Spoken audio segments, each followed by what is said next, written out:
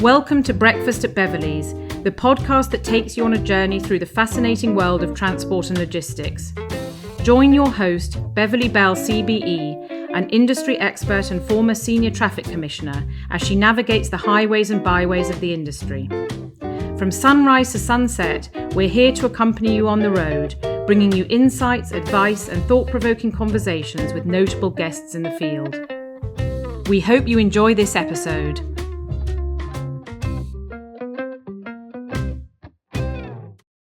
Well, good morning to you, Alison. I hope you've enjoyed your breakfast after your very early start this morning. I have indeed. Excellent. And we'll talk more about what we have for breakfast later. But I'm delighted to welcome you today to this podcast. And whilst you're a very well-known figure in the transport industry, for those who don't know you, just tell us a little bit about your current role at the moment and exactly what you do there. So at the moment, I'm Fleet Risk Director at Matrix IQ. My side of the business is looking at driver behaviours and compliance. So using driver data to identify risk and then use training and things like that to bridge the gaps. But everything really from, making sure that licenses are checked properly, that there's a proper training programme in place, people are risk assessed. So it's quite a holistic look really at driving in all forms, so from cars, vans, HGVs. And how long have you been in your current role, Alison? Just over 2 years. Oh, sorry, just over 4 years. Time flies. Time flies when you're having fun. It does. So how long have you been in the transport industry? Now that's a question. So I've been specifically in transport safety for about 14 years. Previously to that, I was in health and safety for well over 20 years. And it was while I was in a health, safety, environment and quality role that I realised was a real disconnect between the gravitas put on transport safety as compared to anything else. So all occupational safety requires people to be qualified, assessed, risk assessed, and yet that just wasn't happening in the transport side of the business. And I think it still doesn't happen a lot in the transport side of the business. In my old role, I would always find that directors would say, we have a monthly directors meeting, health and safety is always at the top of the agenda. And I would say, where's operator licensing? And they'd look at me and go, what do you mean, love? We don't have that on at all. So how do you make that message heard and then acted upon in your work generally? I think one of the first things to do is I always speak to companies about the risk registers. And that's something that I found in every company I've ever worked in, that transport does not appear on the risk register. And that's one of the questions I always ask first is, so what happens if you lose your operator's license? And they look at you as one of my relatives would say, gone out. Yeah. And say, well, that's not going to happen, is it? And you say, well, it actually could.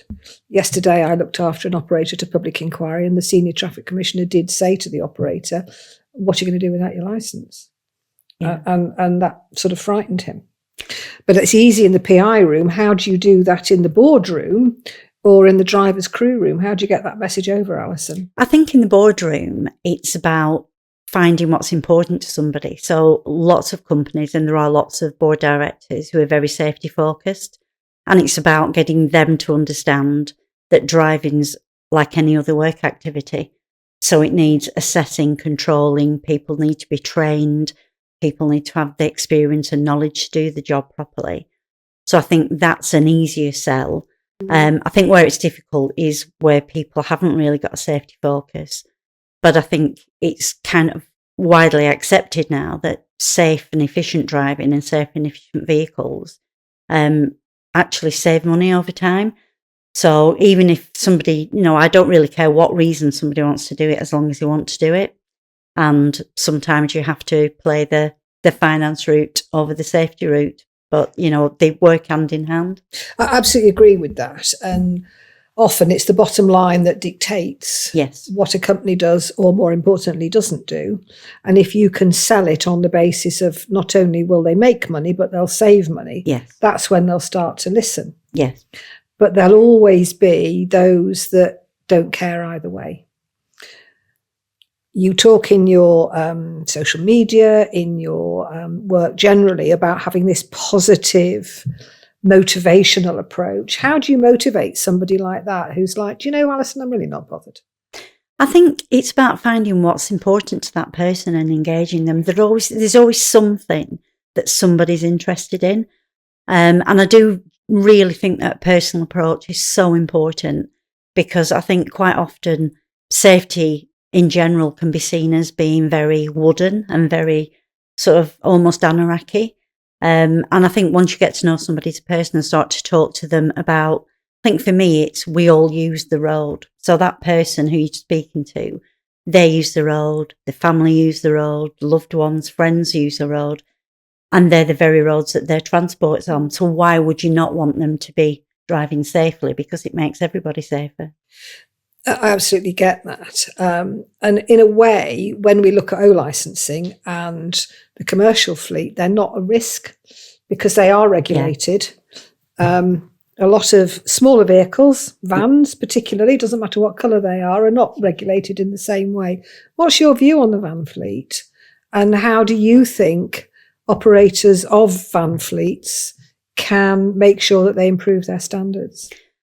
I think actually the van fleets are what we need to focus on. And particularly where you've got mixed fleets, you can look at the HGVs and they are far more compliant, and the drivers see themselves as professional drivers.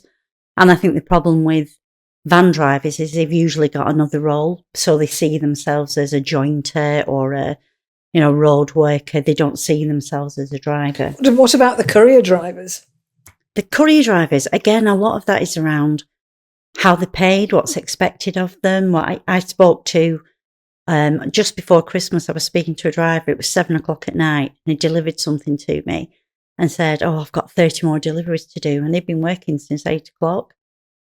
Now, in that sort of situation, you can understand how a driver may not put the way they're driving at the top of the list. It's about get those parcels to that company. And I think that's where there's probably the biggest job of work to do. Definitely the biggest job of work to do. And I think it is starting to slowly come. The couriers are starting now to look at things like telematics data and actually start to think about the things it affects, because certainly in terms of things like insurance premiums, it has a huge effect by reducing, your collision rates and also the petrol use. And so there's all those sort of things that you can maybe target the van fleets with.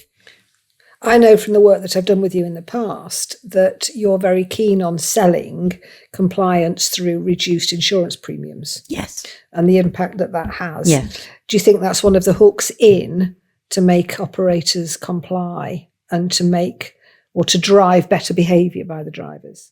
I think it's a really big one. I think insurance and fuel usage are probably the two that are the easiest sell in terms of return on investment. But certainly for insurance, I think now as well, a lot of insurers are looking at risk-based insurance. So the market is definitely changing with insurance from perceived risk, so based on people's historical claims, which is never up to date and never what's happening now. And they're starting now to look at actual risk. So what is that fleet doing now? And there's a number of the new insurtech companies particularly who are actually basing the monthly premiums on the actual risk profile of vehicles. So I think that is our biggest lean in now. I think that is going to make a huge difference to the industry. That's interesting to know. So you work full time in the industry, but yes. I think you also have a couple of roles outside. Tell our listeners what else you do outside work. And I'm not going to ask yet about your music. Okay. But I'm going to ask about some voluntary work that you do, maybe once a month or whatever. Just tell our listeners about that. Yes, so I do. I've been a magistrate for 20 years. Currently sit on the Swansea bench, which is where I live now. I really enjoy that. Why do you do it? What motivated you to do it in the first place? You wanted to send people to prison? Yeah. No, I think what happened was I worked for a county council. Right. And I was often in the chambers debating with the councillors and trying to get them to agree to various things. And one of them, after a particularly not heated but in-depth debate, said, I think you make a really good magistrate, because it's about being able to not understand the law necessarily, because there are legal advisors to do that, but to be able to pick out salient points and understand what an offence charge is and actually what makes that, and the evidence that's been given, does that actually apply to the charge? So it's about being logical, really. It's about being able to sit down and logically write a scenario out afterwards. Okay. You've been doing that how long? 20 years? 20 years. Okay. So just looking at that sitting on the bench. Yes. At the time that we're recording this, there's an advert out for a traffic commissioner's post. Are you going to apply? I don't think so. No, I think, I mean, obviously in the company I'm in, I think it's a very important role. Oh, you're such a creep. I think if you get the right person in the role, it's wonderful. I'm still wanting to be hands-on in the industry and to make a difference, that make those boards understand rather than sort of catching them when they're not doing it. But don't you think a TC does that? I think so, but I think it's about catching them maybe earlier than they have to go to the TC. So yeah, absolutely they do. And, you know, people understand what they need to do to become compliant. But it's quite nice to be able to get people to do that prior to them having to have something imposed on them, shall I say. So if any of our listeners have either applied or about to apply, or in fact have got the role, what advice would you give them from the work you've done in the past 14 years in transport? And we won't say how many years before that in health and safety. What advice would you give to the new traffic commissioner? I would say that there's obviously a job of work to be done there to ensure that vehicles are safe, because that is the main thing, isn't it? It's making sure that those fleets are safe on the roads, really, the bottom line. But I think there is a way maybe to engage with people. And I think sometimes, and this is something I've learned from court as well, there's a lot of terminology and jargon that we have written down in court, but that doesn't really mean anything to the person stood in the dock. So I think that engagement and making sure that people actually understand what it is that you're telling them they need to do or advising them to do, I think that's really, really important. Good communication skills. Absolutely, yeah. Yeah, definitely. Because people buy from people, don't they? And they're going to listen and engage more if they think you're engaging with them rather than talking at them. Absolutely. Yeah, there's nothing, I mean, it's just to be condescending. I know what I'm like, I just switch off straight away. Now, you shouted at me before when we were listening to Alexa. You said I was even bossy with Alexa. Okay. So how do you make sure that in your role, because you're a little bit like me, yes, we're both proud, gritty northern women, how do you make sure you wouldn't come across as bossy and you would come across as do it because you want to, not because I say so? What tips have you got for me, Alison? What can I learn from you? I don't think you can learn anything from me, Beverley. But I love you. I think what I do is, as I said before, I think it's about engaging with somebody on a personal level. That you don't want to go in with, okay, this is what I know everything about this industry, but because I don't, and I think we learn every day. And I think it's about working with people. Probably an advantage I've got is that I'm from an operational background. So I've been there and I've introduced new things, and some have worked and some haven't. And you know, I know the pitfalls. I've not been 100% successful in everything I've tried to do. And I think as long as you learn from that and you're open to learn from that, then you're on the right path. I agree with that. I remember on my last day as a traffic commissioner, having done 17 happy years as a TC, on the very last public inquiry I did, a question came up and I thought, I don't know the answer to that question. Which just shows, you know, we never know. You talk about communication. You have done a lot of coordinating in community-based road safety schemes. You've won lots of awards. First of all, who are those communities? And do you think that you've succeeded in that because of your communication skills? So mainly it's through BRAKE, the road safety charity. That is very, very close to my heart. And I've done a lot of work with schools, so particularly around Road Safety Week, for the last, maybe 15 years, gone into schools at various ages. So from the very small children, to explain why they need to be visible when it's dark and why they need to keep away from the road, right up to the Too Young to Die programme, which is for sort of 16 to 18-year-olds who are starting to drive or be passengers with their friends. Which is a really interesting one. That's probably the one that I feel is most important because it's making a tangible difference straight away. Okay. And I think communication skills are important, and it's very important, as we just mentioned about not being condescending. Pupils soon realise if you're just somebody there to talk at them. So the way that we do all that kind of training is very much around engagement, and it's about asking questions and getting views rather than talking at them. And I did some road safety badges for the Scouts in South Wales, which was really nice. And that was mainly consisted of keeping out of the way of 6-year-old boys running around the hall pretending to be cows. But it was really interesting to do. And some of the words of wisdom for those children was amazing. Yes, they say never work with dogs and children, or animals and children. So why is Break dear to your heart? I've been involved with Break for a long, long time, and I think it's because they're such a small charity with such a massive reach. So I enjoy the fact that they are campaigners and the fact that they are educators, but also the fact that anybody involved in any fatality on the road, somebody from Break will ring them and they'll offer counselling and they'll offer support. And I think for such a small charity to be able to say that they have that reach in the country is extraordinary. And everybody I've ever been involved with who've worked there have been absolutely passionate and committed about it. And it just makes you want to join in and to help them out. I just think they're a fantastic charity. And a lot of corporate sponsorship now, which I think is really important. So if anybody listening would like to get involved, then that was something that I really would definitely recommend you do, because I've trained lots and lots of Break ambassadors in all the companies I've ever worked in.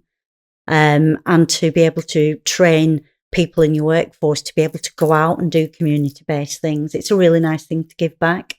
How can people not say no when you put that when you put that so nicely? So what do you do to relax?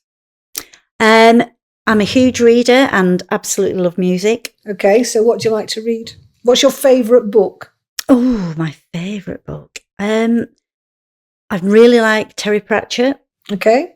I like history. I'm a bit of a history nerd, so anything around the Tudor period, I read an awful lot. You've got a thing for Henry VIII? Oh, no. Have you seen Six? Have you seen the musical I have. Six? I went 3 weeks ago to see it. Did you enjoy it? Amazing. I loved it. Yeah, absolutely loved it. So I like going to the theatre as well, but I think music's probably my biggest passion. Has been so what's your genre?